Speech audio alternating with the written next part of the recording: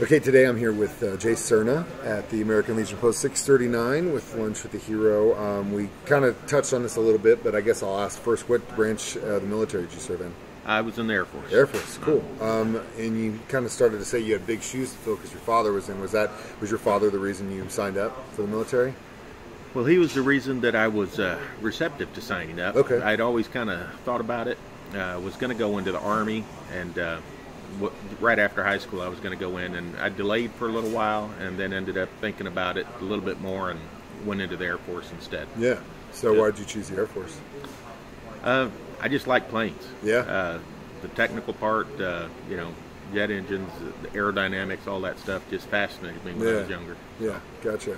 It's pretty sexy for some guys. You know what I mean? Those are badass things. Yeah, it was pretty neat, pretty interesting, and it was a chance to learn a lot of new things. Yeah, so, and that's a big thing. And the thing I always say is, you got to use it for what you need.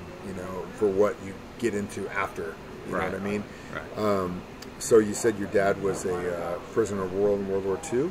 Right. He was taken captive right at the beginning. He was on Corregidor. Wow. And he, served out, the remainder in, various prison camps, wherever they put him. Yeah. Everything from coal mines to, everything, all kinds of stuff. Wow. A lot of crazy stories that, some of his friends didn't survive. And he did. He was actually awarded 3 Bronze Stars and then a Silver Star. That he got the Silver Star about 45 years after the war. Yeah. His commanding officer had kept a journal of a lot of people he wanted to put up for recognition, and he buried it out on Corregidor so that the Japanese wouldn't find it and just kill those guys immediately. Yeah. And commander didn't survive the prison camp, but around 75 or 76, some of the old POWs went back over there. One of them dug up that journal. He found it amazingly, and he presented it to the commander's daughter, and she read it and thought, "Oh my God, these men should have been recognized, way back." And so she contacted her congressman, and the gears started moving. And of course, government gears move slow. Yeah, so. yeah. But eventually, he was awarded a Silver Star. That's incredible. Yeah. That's incredible. What an incredible story. Yeah. Wow. Yeah, I going through that and then coming out the other side, I bet he did have some interesting stories to tell. If he did, he'd talk about it at all, really. Well, he occasionally he would. Yeah. He just turned 95 just recently. Wow. So, but he's opened up more recently than he used to. Yeah, that's cool. That's really cool. So, tell me about your time in the military. How long were you in for? I just did one term. Okay. I actually went in December of '84, and when they had the force reduction in '87, I'm sorry, '88 is when I got out. So I got out just a little less than 4 years. Yeah. I was a helicopter mechanic, which everybody's surprised that the Air Force has helicopters, but we did. And almost still all do. the branches do. Oh yeah. My best friend flies them in the Navy. So, and they all do. Everybody has a need for them. Yeah, I mean they're pretty awesome. The planes are cool, but the helicopters can do a lot more, I think. Sometimes. Right. Yeah. So most of my time I was stationed at Howard Air Force Base in Panama. Oh wow. Worked on the Hueys. Yeah. Love the old Hueys. How was Panama? There's good things and bad things about it. These days I tend to have more of the good memories. Yeah, than when you were there. That's usually how it works. Yeah. It was one of those things. There was lots of rum and good rum, cheap rum, and lots of women and good friends. So cool. it was a great time. Was it hotter than hell? It was hot. Thankfully I was younger back then, so I could take it. These days I think I'd probably melt pretty quick. Yeah. But it was interesting. How was the canal? I always wonder. They make a big deal about it up here. Is it as big deal down there as it is up here, or what? Like, the function and what it does is what makes it great. Yeah.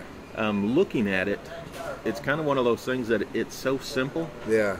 That it doesn't You're like, seem as impressive. I thought the Rockies were going to be a lot more rockier than this type situation. Yeah, right, exactly. You know, once you see, you know, how it works, it's like, well, you know, the genius is in its simplicity. Yeah. So it doesn't need to be, you know, gaudy and extravagant. It's think just about what they had to pull off to neat. make it, though. Yeah. You know what I mean? They had a lot of people died making that damn thing. Well, and you know, there's a spot over there where you can see where the French tried to cut their way, you know, to cut a new canal instead of just using the water as it is. And they call it the French Cut. And it's a bunch of land that they moved trying to make that, and that's why they failed. Yeah. But it was pretty interesting being down there. You know, we'd go over to the Atlantic side sometimes and, you know, just camp out on an island or something. You know, there's ways to have fun. That's cool. Yeah. That's cool that you found that, too. Because Yeah. we were talking before we started about, I mentioned Germany, and I think a lot of guys that went over there and, like, took advantage of being there, getting off the base and going around and exploring that stuff, that you used it. That's good. That's real cool. You got to find things to do. I Yeah. mean, just to keep yourself, you know, Sane and busy. Yeah. whatever sanity we started Right. with. You know? Yeah, that's true. So what'd you do once you got out? Once I got out, went to working on cars. Used to do a lot of engine performance and drivability type things.